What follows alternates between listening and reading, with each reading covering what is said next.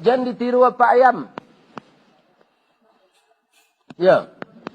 Ada laki-laki ko na bentuk apa ayam menggereseh panjang lah.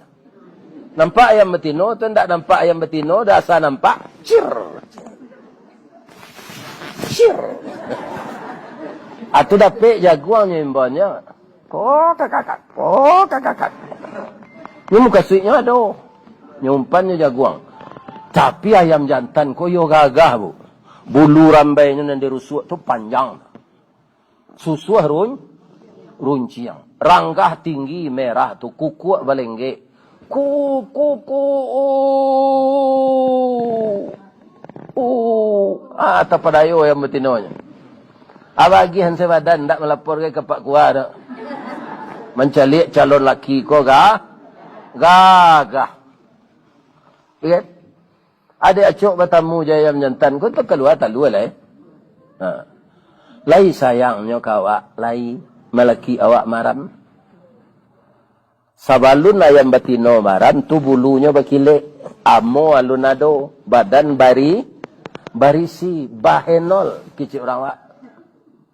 Tapi kalau lah mulai baram, badan kurui, amo banyak, bulu tangga, baun bertukar. Tak ketuju dia nyantan. No ndak datang. Ada ayam jantan nampak ribu mantan jaguang kawini no sedang maram dalam sangka. Ndak ada. Nya ndak pulang-pulang. Amo ju ayam batino ko lai sabar. Ia ramino talu ko sador. Ibalik no jo muncul no. Supaya talu ko jan dingin sabalah. Itan no buang ayen no. Tu mengko ayam maram tu turun sekali-sekali sekarang tinju ko buang ayen. Itan no supaya talu jan dingin.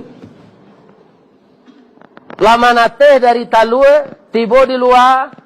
Kalau nampak alang, kemenangko, ayah dia tahu no anak. Curr, menyuruh anak kau lantamak. Tu yang betino salah tu. Nanjantan sakon tak ada nakik-nakik. Sampailah tumbuh bulu. Iya kan? Aba sobok lah.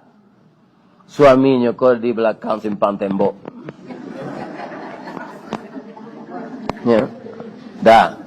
Alamu na udah ndak pulang dah. Anak udah lama natih katanya 20 anak udah gagah-gagah serupa udah sadonya. Ambo ndak pendandam dah. Pulanglah udah balik. Kita carian anak ko berdua salapik sakatiduran awak balik sabanta sakalang ulu. Samo kita kakehan anak ko berdua yo dah. Karanca usul bininya tu dak doganyo mengadu ke pengadilan no.